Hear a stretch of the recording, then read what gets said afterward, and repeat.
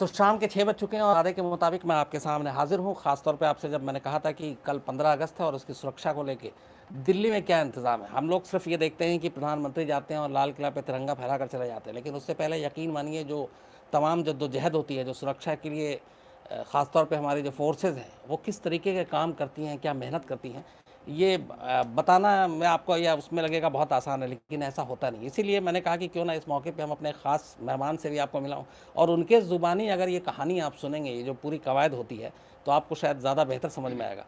तो पूर्व deputy commissioner of police Delhi police के एल.एन. राव साहब आज हमारे साथ हैं और एल.एन. राव साहब दिल्ली पुलिस में एक बहुत बड़ा नाम रहे हैं। ख़ासतौर पर जो लोग सेल को जानते हैं वो सभी इनसे वाकिफ़ अच्छी तरीके से। तो एक तो क्राइम तक में आपका बहुत बहुत स्वागत है। Thank you sir. दूसरा, एक 15 अगस्त की कल तिरंगा फहराना है लाल किले की प्राचीर से, ये हम सब जानते हैं। ये जो सुरक्षा को लेके बातें होती है हमेशा, चप्पे चप्पे पे ज़मीन से लेके आसमान तक की निगरानी और निगहबानी होती है। एक्चुअली ये सुरक्षा होता क्या है, एक आम जो लोग हैं वो समझना चाहते हैं। देखिए, आम लोगों की भाषा में मैं अगर बताऊं इसको, तो ये जो नेशनल फेस्टिवल्स हैं, 15 अगस्त, 26 जनवरी और दूसरे कोई और त्योहारों के टाइम पे भी बहुत बड़े बड़े त्यौहार होते हैं, उसमें भी सुरक्षा बहुत सीरियसली दिल्ली पुलिस इसका इंतजाम करती है।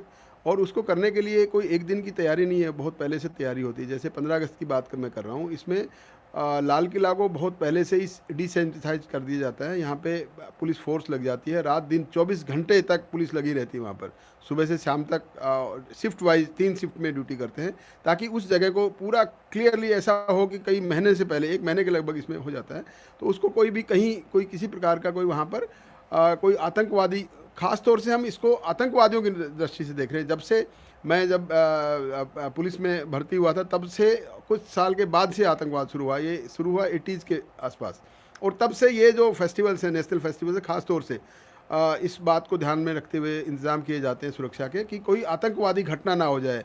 क्योंकि ऐसी जगह पे आतंकवादी घटना होने का मतलब है वहाँ भीड़ होती है, भीड़ के अंदर कोई अगर कोई ब्लास्ट हो गया, खास तौर से ब्लास्ट की बात है, या फिर दूर से कोई गोली चलाने के बाद भी कुछ कर सकते हैं।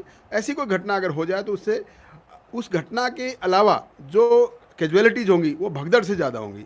तो घटना की तो कैजुअलिटी होंगी, उससे मरे, ब्लास्ट से मरे, गोली से मरे, उसके बाद उससे आतंकित होकर लोग इधर उधर भागेंगे, तो वो स्टैम्पेड जिसे कहते हैं, भगदड़ से बहुत ज़्यादा मरने के चांस है। इसलिए दिल्ली पुलिस कोई भी इसमें कोई कोताही बरतना नहीं चाहती और कई बहुत से तरीके अपनाती है। आप स्पेशल सेल में रहे, स्पेशल सेल का गठन ही जो है वो आतंकवादियों के लिए हुआ था, जो आतंकवादी घटनाएं होती उसे रोकने के लिए हुआ था।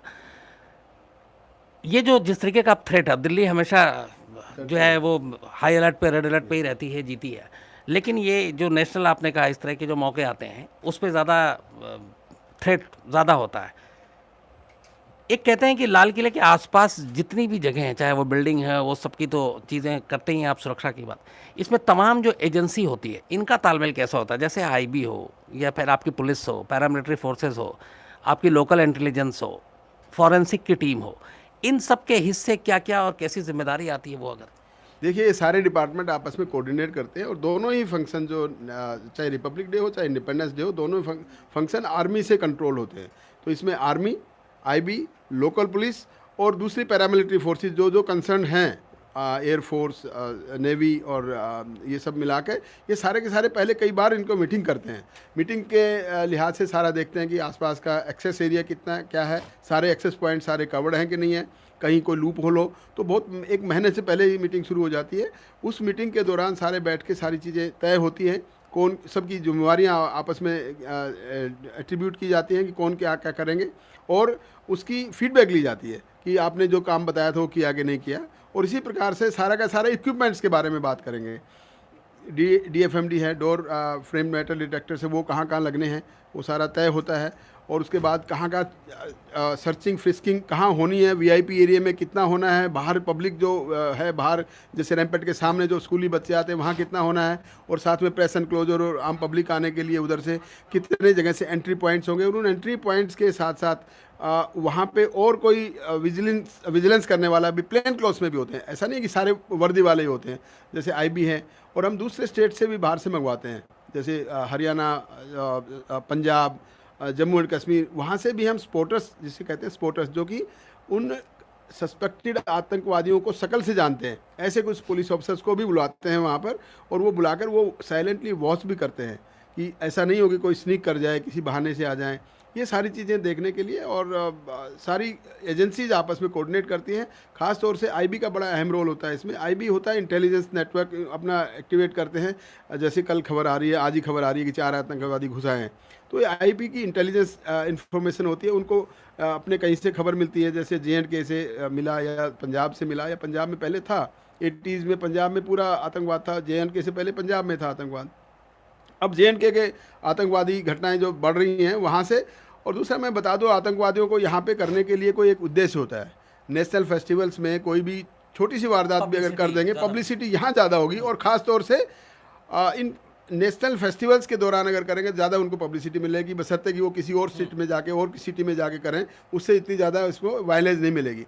तो वो चाहते हैं कि हम ये साबित कर दें कि देखो हम आपके कितने बड़े चाक चौबंद सुरक्षा के घेरों को हमने भेद करके हमने ये सब कर दिया। तो ये हमेशा उनकी कोशिश रहती है, इधर पुलिस की और पैरामिलिट्री फोर्सेज और आर्मी की और इंटेलिजेंस ब्यूरो आईबी की, इन सब की कोशिश होती है कि इन सबकी इनकी मंसूबों को नाकाम किया जाए। इसमें एक चीज़ और भी है, जैसे सारे लोगों की ड्यूटी होती है, अलग अलग एजेंसीज एक साथ मिलकर काम करती है, लेकिन अब जैसे कौन फोर्स PM के या VVIPs या प्रेस एनक्लोजर या बच्चे, वहाँ तक उसकी एंट्री होती है। ये खुद फोर्सेज में भी होती है, और उनके भी शायद ये होता है कि आप एक उससे आगे नहीं जा सकते। यस, इसमें देखिए PM का तो है, स्पेशल SPG है ही है, उसके बात ही नहीं है। दूसरे VIPs जितने भी हैं उन सब के लिए उनके अपने PSOs भी होते हैं, साथ में होते हैं। और जहाँ तक एनक्लोजर्स की बात है, वहाँ पे पासिस के थ्रू आते हैं, एंट्री पासिस के थ्रू होती है, उनकी पास चेक करते हैं, और एंट्री करने के लिए वहाँ बताएं ये VIP रूट में कोई उनको सर्चिंग फ्रिस्किंग की ज़रूरत नहीं है। लेकिन क्योंकि VIP सारे आइडेंटिफाइड होते हैं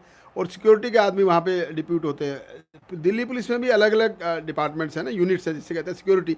तो VIP जहाँ पे आते हैं वहाँ सिक्योरिटी वाले अपनी ड्यूटी करते हैं, प्लेन क्लोथ्स में होते हैं, और दूसरे लोकल पुलिस वर्दी में होती है।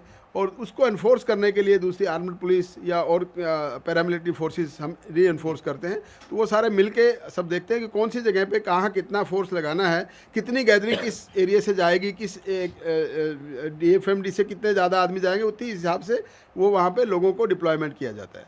तो एक DCP LN राव साहब हमारे साथ हैं, जो हम 15 अगस्त की सुरक्षा को लेकर बातचीत कर रहे हैं। एक जो क्राइम तक के सारे सब्सक्राइबर और सारे लोग जानना चाहते हैं, वो बड़ी एक थोड़ी सी क्यूरियोसिटी भी होती है। ये जो गटर या सीवर होता है, जितने भी रेड फोर्ट के आसपास हैं, ये पिछले कुछ सालों में हमने देखा है, वरना उससे पहले नहीं हुआ करता था। उसकी भी तलाशी और उसको भी पूरा सैनिटाइज करना और बाकायदा चेक करना, इसके पीछे क्या लॉजिक और क्यों ऐसा होता है? देखिए, ये इसके पीछे ऐसा है कि पीछे कई घटनाओं में ऐसा कुछ हुआ है कि ब्लास्ट ऐसे जगह पे हो गए हैं जो कि अनएक्सपेक्टेड था, जो कि पुलिस समझ ही नहीं पा रही थी यहाँ ब्लास्ट कैसे हो सकता है। वो क्यों होता है मैं आपको ज़रा बता दूं। गटर्स में या ज़मीन के नीचे कोई ब्लास्ट लगा देते हैं और टाइमर इतना पुराना फिक्स कर देते हैं। आजकल टाइमर इतने सोफिस्टिकेटेड टाइमर्स आते हैं, आप उसको घंटों के मिनटों के हिसाब से आप फिक्स कर सकते हैं। मान लो अपने 26 जनवरी 2019 में आपको कुछ करना है, तो राजपथ अभी तो कोई एक्सेसिबल है ना, हर कोई भी आ जा सकता है, वहाँ गटर पे भी जा सकता है, पेड़ों के नीचे भी जा सकता है, कहीं भी। वो कुछ 1-2 फीट नीचे मान लो कोई दबा के, और उतना आज की डेट में और 26 जनवरी की डेट में जितना दिन और घंटे और टाइम ये अगर तय करके उस टाइमर को फिट करके उस जगह में दबा दिया जाए, तो वो ब्लास्ट उसी टाइम उसी दिन होगा जिस दिन का टाइमर फिक्स किया गया है। तो इन चीज़ों को मद्देनजर रखते हुए ये सब चीज़ें। तो इतनी लंबी बैटरी वर्क करती है टाइमर के हिसाब से, अगर मान लीजिए? नहीं, टाइमर में बैटरी का काम नहीं है। तो फिर टाइमर कैसे? पेंसिल टाइमर होता है, दूसरा एक वो 1 2 3 वाला टाइमर होता है, वो उनका एक अपना इजाद किया हुआ है। बैटरी वाले नहीं रह सकती इतनी देर में। तो वो टाइमर पेंसिल, जिसे टाइमर पेंसिल कहते हैं, वो होती हैं। उसके हिसाब से वो पुरानी 1-1 साल तक की भी वो टाइमिंग फिक्स कर सकते हैं उसमें करने के लिए। और ये सब चीज़ें अवेलेबल हैं। आप जो भी टेररिस्ट एक्टिविटीज़ करते हैं, ट्रेनिंग देते हैं, वो सब ये सब चीज़ सिखाते हैं उनको। और ये सारा टाइमर फिक्स करने के लिए एक स्पेशल ट्रेनिंग जो कई बार हमने पकड़े हैं उग्रवादी, उन्होंने बताया कि हमने पाकिस्तान में ये ट्रेनिंग फिक्स होती है, 15 दिन की ट्रेनिंग होती है, 3 महीने की होती है, 1 महीने की होती है। वो सब अलग अलग ट्रेनिंग का हिस्सा है। कौन सी ट्रेनिंग में क्या चीज़ सिखा रहे हैं, गोली चलाना इसी के सिखा रहे हैं, AK-47 को खोलना, असेंबल करना, ये सब चीज़ें वो ट्रेंड होते हैं। वो आके करने की नीयत से ये करते हैं। और पुलिस ये सब चीज़ें ऐसे इक्विपमेंट्स है पुलिस के पास कि 1-1, 2-2 फीट, 3-3 फीट तक भी अगर ऐसा कोई मेटल डिटेक्टर से या ऐसा कोई एक्सप्लोसिव अगर दबा हुआ है तो उससे उसको चेक करते हैं और एक एक इंच इंच तक का ये जगह को चेक किया जाता है। ऐसा नहीं है कि कोई जमीन के नीचे गटर भी और जमीन के ऊपर पेड़ों को भी। पेड़ों को भी, क्योंकि कहीं भी कुछ वो अगर प्लांट कर सकते हैं, उन दिनों पे प्लांट कर सकते हैं जिन दिनों में सिक्योरिटी नहीं होती है। जैसे 15 अगस्त और 26 जनवरी में, 26 जनवरी 2 महीने पहले शुरू हो जाएगी, 15 अगस्त में भी 1 डेढ़ महीने पहले शुरू हो जाती है।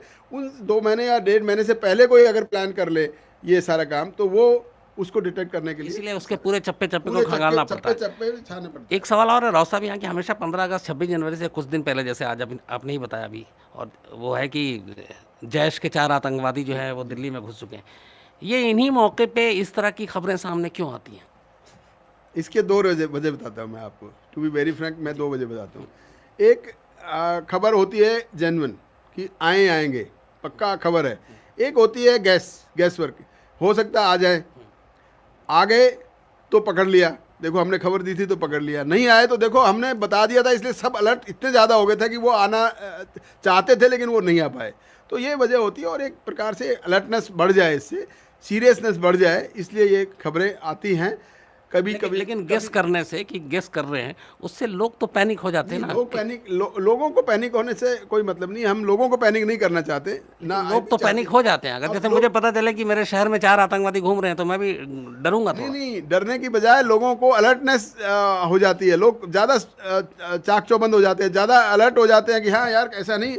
अब जैसे कोई बातें हम सिक्योरिटी मेजर्स हैं, सिक्योरिटी के कैसे बचने हैं उसके तरीके हम बताते हैं, पब्लिक को भी रिक्वेस्ट करते हैं कि कोई अनजान चीज़ को ना छेड़ें। और अनजान चीज़ क्या, किसी भी प्रकार के किसी भी चीज़ में, जैसे आजकल तो खिलौनों में भी बम ब्लास्ट हो रहे हैं, बम प्लांट करके दे रहे हैं, खिलौनों में, टिफ़िन में, और किसी साइकिल में या स्कूटर की डिक्की में या कार में, किसी प्रकार से भी रख सकते हैं। तो आम पब्लिक को ऐसा बताने से ये है कि वो जो अलर्टनेस हम हर जगह मार्केट्स में भी करते हैं, एडवर्टाइजमेंट्स में भी जाता है। आप देख रहे होंगे आजकल एडवर्टाइजमेंट बढ़ जाती हैं, रेडियो पे भी, टीवी पे भी, कोई अनजान व्यक्ति मिले या सस्पेक्टेड आदमी, उसके बारे में तुरंत बताएं, या कोई ऐसी नावारिस चीज़ आपको पता लगे तो आप तुरंत बताएं। तो वो आदमी के बैक ऑफ माइंड ये रहता है कि अरे हाँ 4 आदमी आतंकवादी घुसे हुए हैं, हो सकता है ऐसा ना हो कि कोई लावारिस चीज़ पड़ी है, उसको तुरंत वो पुलिस को ज़रूर इन्फॉर्म करेगा। अदरवाइज अगर नहीं होगा उसके दिमाग में तो हो सकता है पड़ी है कोई बात नहीं है। तो ये मैं उसको अदरवाइज समझ रहा हूँ कि वो ज़्यादा अलर्टनेस की तरफ लेके जाता है। पार्लियामेंट अटैक के बाद से राव साहब करीब 2001 17 साल हो गए होंगे, तब से आप भी लगातार स्पेशल सेल में एक्टिव थे और ऐसे मौके पे बहुत एक्टिव रहे हैं आप सुरक्षा को लेकर भी। तो इस तरह की खबरें जो आती हैं 26 जनवरी, 15 अगस्त, होली, दिवाली, इस मौके पे आतंकवादी के आने की, कभी ऐसी इनपुट आईबी से आई? चूँकि आईबी इनपुट देती है, उसके बाद दिल्ली पुलिस एक्शन लेती है, बाकी एजेंसियाँ, आईबी की इनपुट आई कभी ऐसे कि हाँ आतंकवादी आए हैं, इस मौके पर कुछ करने जा रहे हैं, और वो बिल्कुल, हालांकि ऐसे कई मामले में सच हुए, लेकिन फिर उसके बिहाफ पे आप लोगों ने एक्शन लिया और पकड़ा और ऐसी कुछ कोशिशों को नाकाम किया? कोई ऐसा किस्सा, कोई ऐसी कहानी जो आपकी? मैं 1996 की बात कर रहा हूँ। 1996 में जब मैं स्पेशल सेल में नहीं था, मैं वेस्ट डिस्ट्रिक्ट में था, तो आईबी की इनपुट तो नहीं थी, मेरी अपनी खुद से इंटेलिजेंस इनपुट थी। और 26 जनवरी से ठीक 2 दिन पहले हमने एक 10 किलो RDX खिड़की एक्सटेंशन गांव से पकड़ा था। वो अपनी इन्फॉर्मेशन के बेस था, और उसके बेस पर हमने एक पाकिस्तानी ट्रेंड जो मिलिटेंट था वो पकड़ा, और 3 उसके साथी पकड़े, और पूरे के पूरा कंसाइनमेंट को हमने पकड़ लिया। और उसके पकड़ने के बाद में वो हमने बहुत बड़ी प्लानिंग थी उनकी कि 26 जनवरी पे ये अटैक करेंगे, वो उसको अटैक को हमें थवर्ट किया। इसी प्रकार से और कई बार भी आईबी की भी इनपुट से हमने कई पकड़े हैं। अब एकदम ऑफेंड तो सारे केसेस याद नहीं है, लेकिन ऐसे बहुत से केस हैं जो कि आईबी की इनपुट हो या कोई पब्लिक कोई हमें खबर देता है वो। और उन दिनों 26 जनवरी 15 अगस्त से पहले, ऐसे नेशनल फेस्टिवल से पहले हमने बहुत से उग्रवादी पकड़े हैं। ऐसा नहीं कि हर साल पकड़े जाते हो, ऐसा भी नहीं है कि हर साल, जैसे कई बार ये प्रिसम्पशन होता है पुलिस में, वो तो 15 अगस्त 26 जनवरी आगे कोई ना कोई उग्रवादी पकड़ा ही जाएगा, ऐसा भी नहीं है। कई साल ऐसे भी रहे हैं जिसमें हमने कोई नहीं पकड़ पाए। वजह क्या थी कि अलर्टनेस इतनी ज़्यादा हो जाती है पुलिस में कि आम आदमी, उग्रवादी इधर आके रिस्क लेना नहीं चाहता। उग्रवादी वही रिस्क लेगा जो कि सुसाइडल होगा, जो कि सुसाइडल स्क्वाड का हिस्सा होगा, जो अपने आप को मारने के लिए फिदाइन टाइप हो, जो वही आदमी ऐसे आके करेगा। फिदाइन को कोई पकड़ना बहुत मुश्किल काम है, फिदाइन को रोक भी नहीं सकता। मान लो कोई फिदाइन किसी गाड़ी को लेकर रैम करके जाए, कहीं भी किसी भी जगह पे कर जाए, भले वो कितनी सिक्योरिटी हो, वो एकदम रैम कर जाएगा, तो क्योंकि उसने तो मरना ही है, तो वो उसको रोकना थोड़ा मुश्किल है। बाकी अगर कोई फिदाइन नहीं है, उसको रोकने में पुलिस सक्षम है और कई बार अच्छे अच्छे इंफॉर्मेशन के बेस पे रोका भी गया। एक राव साहब बड़ी चिंता की बात है कि जैसे मैं अफगानिस्तान में देखा, इराक में देखा, सीरिया में हो रहा है, एक ये डेवलप हो रहा है धीरे धीरे, ये फिदाइन वाला आप बता रहे हैं।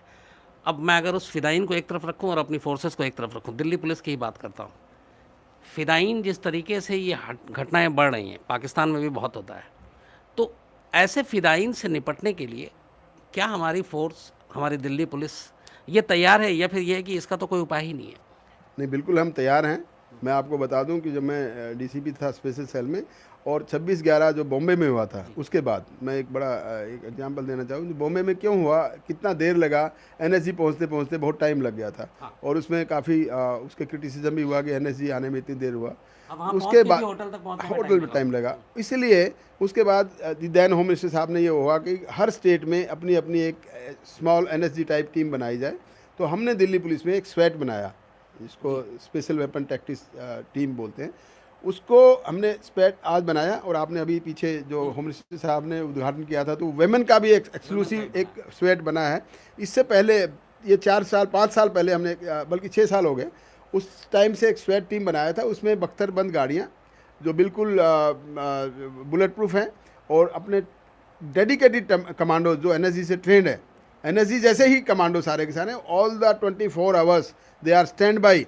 और विद इन मिनट्स दिल्ली में कोई ऐसी घटना हो जाए तो वो एनएसजी की वेट नहीं करेंगे, वो तुरंत एज एनएसजी वो काम करके उस घटना को तुरंत कंट्रोल करने के लिए सक्षम है। उनके पास लेटेस्ट वेपन्स हैं, उनके पास अच्छी गाड़ियां हैं, बुलेट प्रूफ जैकेट्स हैं, हेलमेट्स हैं, तो वो किसी भी फिदायन अटैक को कंट्रोल करने में, उसको कर्टेल करने में सक्षम है।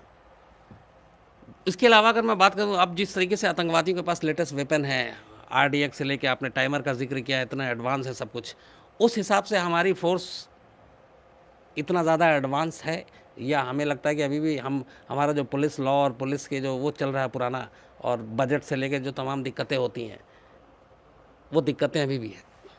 देखिए, पुलिस में दिक्कतें तो हमेशा रही हैं, स्टाफ की कमी, इक्विपमेंट्स की कमी, और ये सब कमियां रहती हैं। लेकिन ख़ास तौर से मैं आपको बता दूं, Delhi police terrorism, anti terrorism के लिए बहुत ज़्यादा सजग है, और एंटी टेररिज्म के लिए कोई किसी प्रकार के फ़ंड के लिए कोई रोकता भी नहीं है। जो हम इक्विपमेंट्स लिए जा रहे हैं मिलते हैं, और हम नो डाउट इसमें वो नहीं है कि हर चीज़ R&D चलता रहता है, रिसर्च एंड डेवलपमेंट का काम R&D चलता रहता है। R&D में ये है कि नई नई चीज़ें आती रहती हैं, तो उग्रवादी भी नई चीज़ें लेते हैं, तो हम भी नई चीज़ों के लिए खोज करते रहते हैं, कौन सी नई चीज़ जैसे आ गई है, तो वो सब चीज़ें देखते रहते हैं, और उसको हम अपने आप में इम्प्लीमेंट करते हैं, अपने फोर्स में उसको लागू करने की कोशिश करते हैं, क्योंकि उग्रवादी के लिहाज से कोई रिस्क लेना नहीं चाहता और ना लेना चाहिए, क्योंकि ये एक बहुत बड़े बदनामी वाली बात है दिल्ली पुलिस के लिए अगर हम किसी उग्रवादी घटना को रोकने में सक्षम नहीं हुए, और इस वजह से ना हो कि हमारे पास इक्विपमेंट नहीं है, तो ये बहुत बड़ा क्रिटिसिज्म की बात होगी। इसलिए दिल्ली पुलिस बहुत ही सजग है लेटेस्ट इक्विपमेंट्स के लिए, और पता लगाते रहते हैं। जैसे उग्रवादी बहुत ज़्यादा एडवांस अपने आप को समझते हैं, लेकिन हम भी, दिल्ली पुलिस भी उनसे कम एडवांस नहीं है, और हमारे पास भी latest equipments, latest know how, latest R&D करते करते हम अपना सक्षम है इसको सुरक्षा को चाक चौबंद रखने के लिए। दर्शकों को बता दूं कि एल एन राव साहब जो हैं, स्पेशल सेल दिल्ली पुलिस के सबसे अग्रणी एक वो है जो आतंकवाद के खिलाफ लड़ती है, और इनके नेटवर्क बहुत सॉलिड थे। किस्सा आपने सुना ही 10 किलो RDX के साथ कैसे पाकिस्तानी आतंकवादी को पकड़ा, और वाकई स्पेशल सेल की कामयाबी के पीछे नेटवर्क है जो राव साहब जैसे लोगों की देन थी। तो सुरक्षा के हिसाब से हमने पूरी बात की, और कल 15 अगस्त है, आप सभी को 15 अगस्त की बधाई। और मैं आपका बहुत धन्यवाद करूंगा, और राव साहब और एक आपसे गुजारिश भी करूंगा कि ये चूँकि एक क्राइम तक एक नया, जो खबरें हम डिटेल से टीवी पर नहीं दिखा सकते, यहाँ पर डिटेल में सारी बातें करते हैं। तो एक तो ये कि मैं आपको वक्त पर इसमें बुलाऊंगा, क्योंकि इसके साथ बहुत सारे लोग जुड़े हुए हैं, और आपसे ये भी कहूँगा कि आप आएँ और अपनी जो कहानियाँ हैं वो ज़रूर सुनाएं। जरूर, मैं अपना ख्याल रखेंगे, और मैं भी आपके चैनल के माध्यम से सभी भारतवासियों को आने वाले 72वें स्वतंत्रता दिवस की बहुत बहुत शुभकामनाएं देता हूं, और साथ साथ मैं अपील भी करता हूं कि सजग रहें, अलर्ट रहें, अपने आसपास देखें, और कोई भी ऐसी कोई संदिग्ध वस्तु या संदिग्ध आदमी आपको कोई भी नज़र आए, पता लगे, तो उसके बारे में तुरंत पुलिस को सूचना करें, क्योंकि आपके सुरक्षित सोच से ही आप सुरक्षित रह सकते हैं। लगे हाथ एक अपील और भी कर दीजिए कि यूट्यूब पर क्राइम तक ज़रूर सब्सक्राइब करें। यूट्यूब और क्राइम तक इसको ज़रूर सब्सक्राइब करें, क्योंकि ये इसमें बहुत अच्छी अच्छी बातें आपके काम की बातें या आम एक इम्पोर्टेंस की बातें बताई जाती हैं। तो मेरी रिक्वेस्ट है कि आप ज़रूर इसमें सब्सक्राइब करें और इस प्रोग्राम को ज़रूर देखें। Thank you very much. फिर मुलाकात होगी और 15 अगस्त की आप सभी को बहुत बहुत बधाई।